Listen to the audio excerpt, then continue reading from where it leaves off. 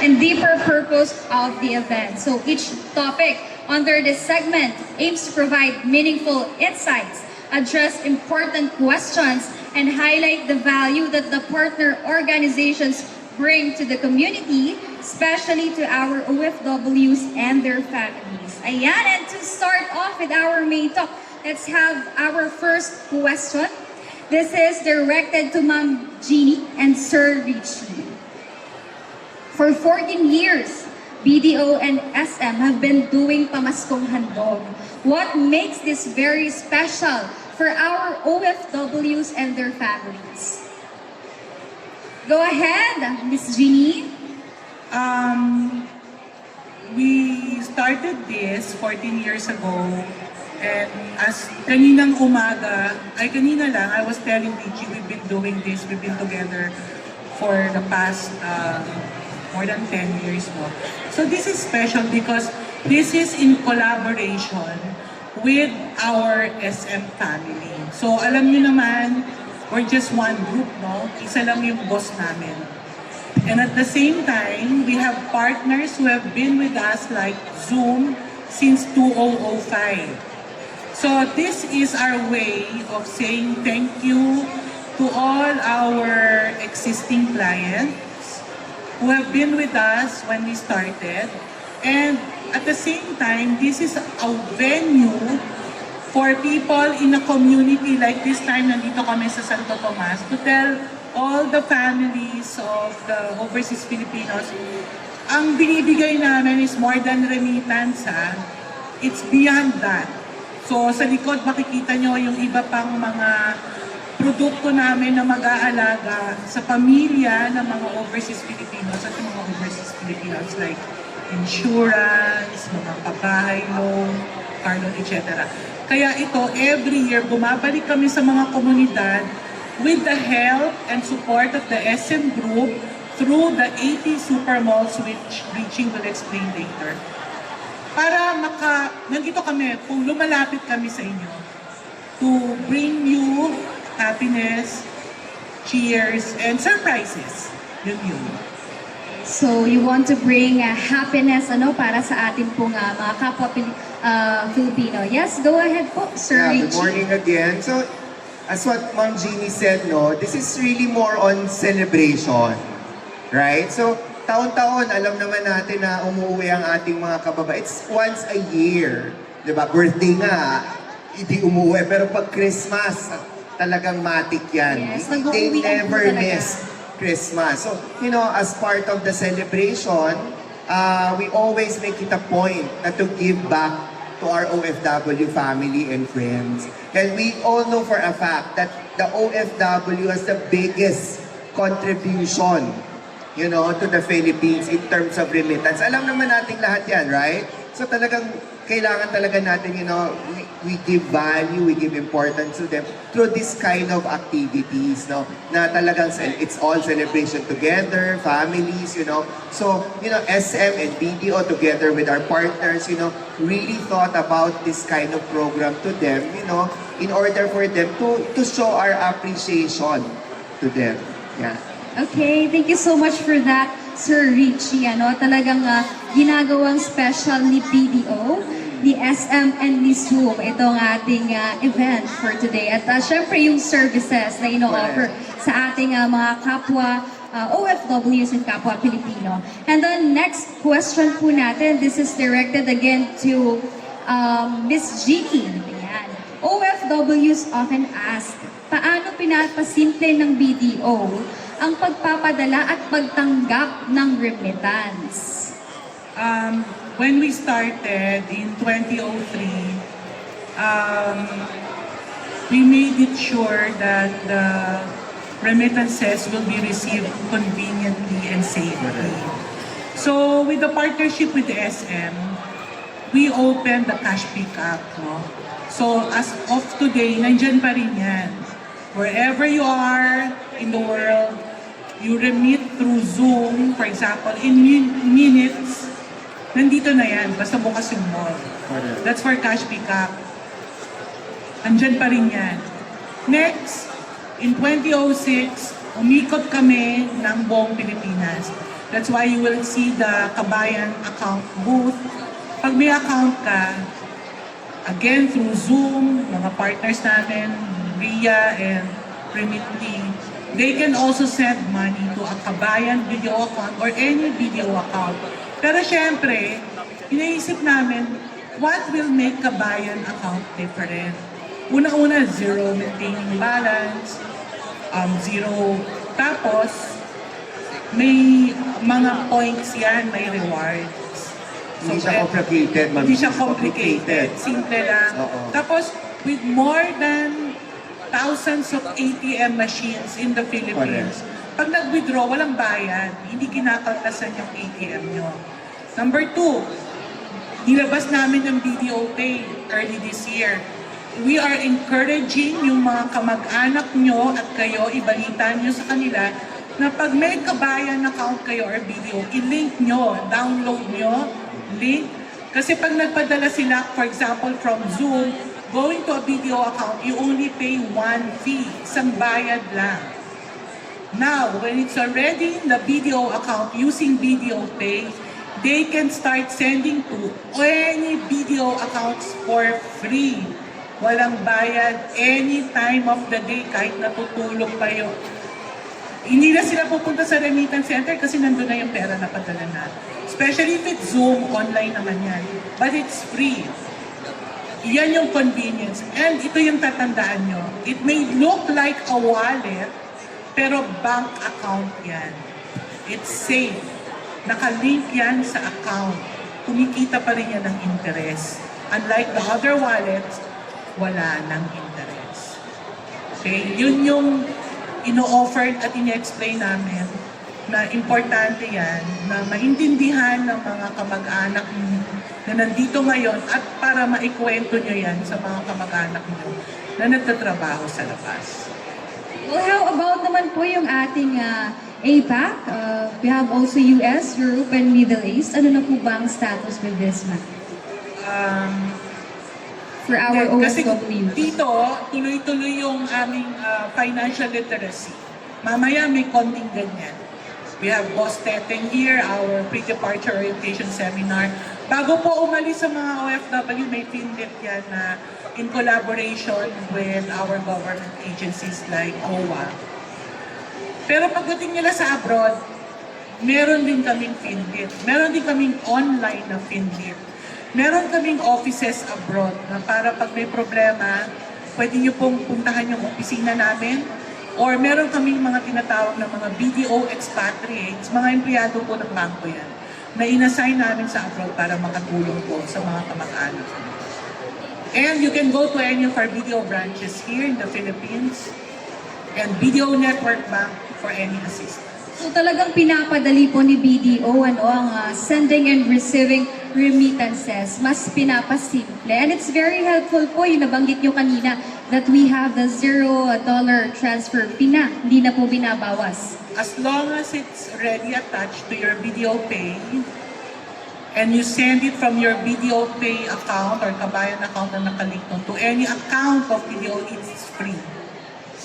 It's free. And you can monitor it. Hindi nyo na kailangan pa-update yung passbook. Kasi nandun na yung transaction. Makikita na ng kamag-anak nyo anytime. Okay? Okay, thank you so much for that, Ms. Jeannie. And this question is directed to Mr. Hanif. Ayan. Mr. Hanif, Zoom has been a trusted partner of BDO for more than 15 years. How does Zoom make it easier for Filipinos abroad to support their families back home? First of all, thank you for having me here. This is a fantastic event. Thank you very much. We've been in partnership with BDO for over 15 years. And it's simple because we share in the same values when it comes to remittances and delivering those remittances to families here in the Philippines. We disperse to BDO bank accounts as well as cash pickup services at over 1,600 locations, BDO and SM locations. We're available in the USA, Canada, UK, EU, and we just recently launched in Australia. So that gives us about 39 countries that we're present in for sending. But we're also looking at where else overseas Filipinos are, and we're particularly focused in the Middle East. So in 2026, we're looking to expand in the Middle East, whether that's UAE, that's Saudi, Kuwait, or Qatar. Out of the US, we offer zero-fee transfers to BDO accounts. One of the other things is that we're a PayPal company. So that's a trusted brand in order to deliver remittances in a safe and reliable way. Our whole goal when it comes to remittances is to make the experience simple and easy for overseas Filipino workers to deliver those remittances in a safe, reliable way, and most importantly, with transparent fees, both fee and FX. Okay, thank you so much for that, Mr. Hanif. Again, Zoom allows deposits to BDO to arrive within minutes. So mas mabilis po talaga, no? With the help of Zoom, and tinutulungan din tayo nito na with this convenient cash pickup, ano? And I think mas mapapaliwanag to later yung ating mga services na ino-offer pa ng Zoom and ng PayPal, and also ng together with BDO and SM branches. And again, Zoom is ensuring that every transaction is fast, reliable, and safe. So supporting families back home becomes simpler than ever. It's very helpful po talaga. Thank you so much, Mr. Hanif. And let's proceed with the next question. How is BDO supporting OFWs in achieving their dreams, not just during the holidays, Miss Jeannie? As earlier, para sa mga kabayan namin dito at saka sa media, meron kaming mga ibang produkto na nag-fit para sa inyo, like insurance. Natutuwa ako kanina kasi ang daming nakapila sa amin, insurance. Yes po, that. Alam niyo, importante yung insurance hanggat bata pa tayo. At mura lang yan, as low as 500 pesos per month. Pwede nyo nang insure yung kamag-anak nyo, yung anak nyo. Mas bata, mas maganda, mas mura ang premium. So meron ding access sa loans. Meron kaming kabayan loan. Natutuwa po kami that we have released more than 1,000 plus na loans. At maganda po yung ginagawa ng mga OFWs at ng mga kamag-anak nila kasi ginagamit po nila yon para sa pag-expand ng maliit nilang negosyo at mga pangbayad sa tuition or pang-repair ng bahay. Ang maganda po dito, may account sila, walang collateral po, at pag pumasa sila dun sa credit test, automatic binibigay namin yung loan. Marami na po kaming nare-release, kaya ini-encourage po namin yung mga overseas Filipinos, continue sending to your kabayan account. Kasi meron po kaming kinocompute dyan na pag napasa nyo yung formula doon, automatic nasa listahan na kayo ng mga pwedeng mag-loans. Kaya pag nandun yung pangalan, credit agad namin yung loan at a very, very, what do you call this, yung makatwiran na rate. Hindi po ito yung masyadong maano kasi bawal po sa bangko yung mataas na rate na mamonitor po kami. Okay, and again, kasama po natin dito, Miss Jeannie, yung DMW, OWA, and CFO. So ano po bang role ng DMW, OWA, and ng CFO? Dahil sa kanila, sa DMW, OWA, and CFO, mas naging madali at mas practical or efficient yung pag-reach out namin sa mga aalis o yung mga nandito na OF at pamilya nila. Tulad ng mga nakikita nyo dito, halos it's because of OWA, through their regional offices, and of course, through si Admin P.Y. Kawanan, who's been very supportive sa amin. We are able to reach the communities here in Batangas. So malaki po yung tulong dahil sa kanila, nakakagawa kami ng ganito at napapunta namin sila sa mga events na ganito para mas marami pa silang maraman na banking products. Si CFO naman para sa mga migrant workers, yung mga pupunta na sa ibang bansa, nag-partner rin kami sa kanila. We do the same thing. Ang magkaiba lang yan kasi yung sa OWA, contract workers, yung sa CFO, ito yung mga nag-migrate na. But you know, mga Pilipino, kahit nag-migrate yan, magpapadala pa rin yan. Hindi nila matitiis yung pamilya nila na hindi makatulong. So, importante po sa amin na may partnership kami with all these government agencies because we're able to reach out through their communities. And we thank you. Next, I would like, siguro mamaya, I don't know, maganda rin magsalita ang isang taga-OWA para ma-explain nila yung e-card na meron doon. So yung mga OFW ngayon na nagbalik-bayan, please get your e-card. Maraming benefits yan that OWA and DMW is going to give through those e-card membership. Okay, so just for clarification po, ang OWA again is the Overseas Workers Welfare Administration, a government agency that provides welfare programs, social benefits, and support services for our OFWs and their families. At kasama din po dyan again ang DMW, ang Department of Migrant Workers, which is the Philippine government agency that handles the protection, welfare, and development ng ating OFW. And with that, ang ating CFO, ang Commission on Filipinos Overseas, a government agency that promotes the welfare of Filipinos abroad, including counseling, integration programs, and support for OFWs and Filipino migrants. Na nabanggit nga po ni Ms. Jeannie kanina. Ayan, thank you so much, Ms. Jeannie. And with that, the last question for our main talk, talagang this question is for Sir Richie.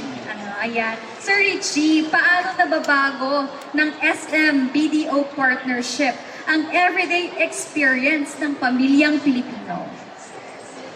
It's not the experience, eh. It's the journey. It's really the journey. Pagpasok pa lang, parking, customer service, etc. But of course, with BDO as a partner, it doesn't stop only on banking. It doesn't only stop on remittance, right? It doesn't stop only getting the money. After getting the money, of course, the family automatic. They will treat one another, they will eat out, they're gonna watch a movie. It's really the journey and it's really the bonding of the family. So doon pa lang nakikita na natin yung resulta ng pagod ng isang OFW na makita niya yung pamilya niya na masaya. Because it's really hard-earned money. At pag nakita niya, nanay niya, tatay niya, mga anak niya, and as I've said, it's not only the business, it's really the happiness that we're really bringing into the family. So yun yung talagang ecosystem namin. Yun yung it doesn't stop, as I've said, it doesn't only stop there. It's really end-to-end, right? It's really end-to-end. Yes, thank you so much, Sir Richie. I think fully grasp naman ng ating mga media friends at ng ating mga kabayan. Po, ang lahat ng shinare ni Ms. Jeannie, ni Sir Richie, and the Mr. Hanil. Ayan. And with that, from the media. Good afternoon. I'm Jeannie. I'm Ron from Ron Communications. Just want to ask, compared, meron ba nangyari na improving behavior sa mga BDO customers from this year compared to last year? Thank you. Oh yes. Actually, yung significant improvement happened after COVID. I'm very happy to say and congratulations to our clients. Nag-increase po ang savings nyo. That means the COVID, in a way, taught us what is the value of savings. The average daily balance of a kabayan account had significantly tripled after COVID. Nag-park na kayo ng pera, marunong na kayo mag-save. So please keep doing it so that may madudukot kayo in times of need or crisis. And it also helps you get to other products. So that's very significant.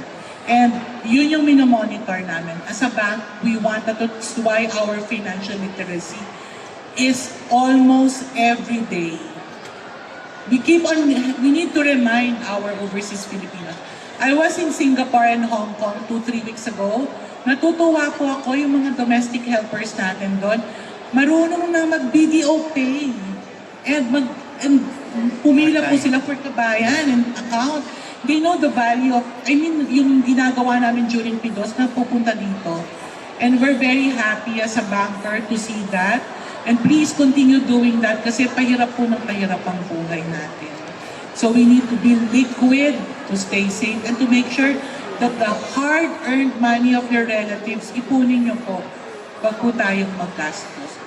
And I think napunta yan sa isip nila because nag-save sila during COVID. And ang gusto ko rin sabihin sa inyo, when a crisis happens, it's good to have money in the bank.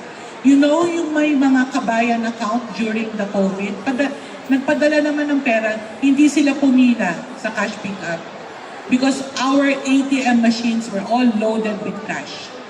So, sabi nila, kaya after that, may mga events kami, ang haba ng pila na nag-open ng account because they realize if you have an account, you can just go to the ATM machines and withdraw money for free. That's the value. And also our Cash Agad agents. So yun po, natuto na sila. Sa kanila, gusto na nila ng account. Okay, and we'll have It is true that the remittances that are being sent to us is helping our economy so much. And they're really heroes. Kung overused yan, for me, totoo yan. They're really heroes.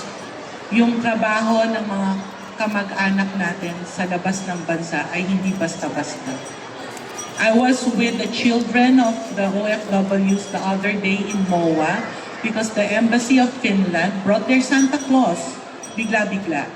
You know, when the children are taking pictures with the Santa Claus and us, I'm happy that the children are very happy, but I'm kind of sad.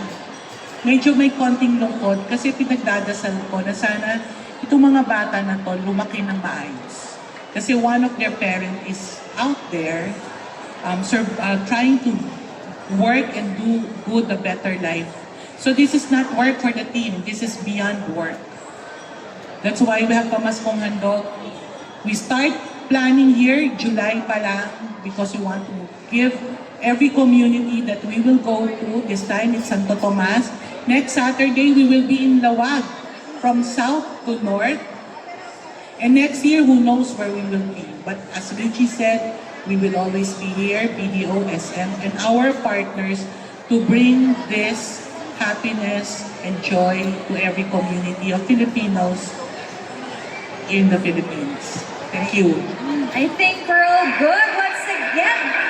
Ng folder. Kaya, simulan na natin ang ating PDOK Barangay Challenger. Ito na. Bali, kaka-open ko lang po kanina. Since yung trabaho ko po is may kapartner po silang under OFs. Oo. Yes, mga nasa ibang bansa. Kaya perfect talaga ang kabayan, ano? Ikaw ba, Yes po. ikaw ba may asawa na? single po. Ay, naku, single. Walang asawa, walang asawa. Walang asawa, boyfriend. Meron po. Oh, si Raulo to. Saan ka nakakita? Ipapa-shoutout ko pa naman to. Sasabihin ko sana, may single. Oo. Single, single siya in the sense na wala pa siyang asawa, pero may boyfriend. Yes po. Ilang years na kayong mag-boyfriend? More than 1 year pa lang po. More than one? Maghihiwalay pa. Hindi po. Ako nga. Marriage score of 90%. Taray. 90%. Our winner is... Teka lang, sino unang bet nyo? Oo. Sige nga, parinig nga. Parinig nga ng sinisigaw ng aking mga kabayan at kabiniyo. 2, 3, okay. Yan. 2, 3. Amen. The winner is our video game champion, Modesta Esteban!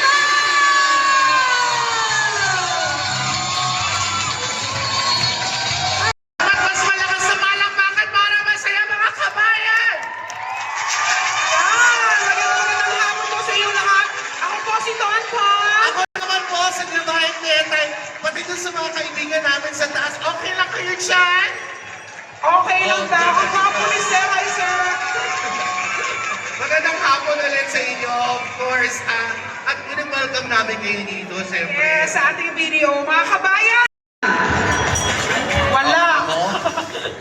Prayer meeting? Hindi, bibilangin. Hindi, alam mo guys, it's a season to be. O, tamo, pinilit ko lang. Ilan, te? 12. Well, palakpakan for number 2! Ilan? 12 and a half. Ba't na ha? May bata eh, bata. Number 3! Ay, ang dami ng number 3. Ilan? Isa pa nga, number 3. 4,767. 4,000? Yes, pati mga nasa ano. Concert? Yes! Number 4! Ay, wala kang tropa, ma. 14. Number Kasi 5! si Ligaya naglalabas ng dila man. Hindi mo ako makukuha sa dila-dila. Sabi niya mukhang sure win ako, ah. Oo. Liga, number 5. Naku, mukhang maglalaban yung number 3 at saka number 5. Tingnan natin ulit. Forward with number 3 at saka number 5. Forward po. Okay, number 3! Number 5! Ay, kailangan ng tiebreaker. Sino po ang winner? Showdown! Okay! So, okay, but before we do the showdown, Palakpakan for Janine! Ligaya! Okay, Ma'am Ligaya, I'm sorry, I tried my best. Pero palakpakan niyo naman si Ma'am Ligaya. Thank you po. Ano po? Senior na. Ma'am, alam niyo, kinakausap ka. Okay, ma'am. Alam mo, in fairness, sabi niya, senior na daw siya. Ma'am, kahit senior kayo, yung huwag kang malikot, pinapakausap ka eh. yung galaman ni Madam, ako, I cannot dance like her. You have so much energy. At guess what? Siya ang maglalaro sa ating jackpot round. Do not blame me for anything. Okay? No, tulungan niyo ako. Okay? I-reveal muna natin ang mga hininga na pili. Halika dito, Janine. Ate girl, buksan na! Ay! Wait lang. Sorry, excited lang ako. At itong letter B ay... Cash agad! Gift set! Sayang, gift set pala yun. Alam mo kung ano yung gift set na yun? Ano yun? Pag ganun, bahay yun kasi ng... Sayang. May gift set. Yun ang hindi mo napili. Yun ang nasa letter D. Now let's find out kung ano ang nasa letter D. Letter D ay... Parang kinakabahan ka, Janine. Ha? Okay ka lang? O, sige. Letter D ay... Buksan na! Electric kettle! No, mali! Ano yan? Water tank at maliit lang yung drawing, pero malaki talaga Malaki siya. yan talaga. Electric kettle. Now let's see the letter. You ready? Would you like to do it yourself? Ikaw na ang mabubukas? Okay, tignan natin. Bilangan natin si Janine. 1, 2, 3, open!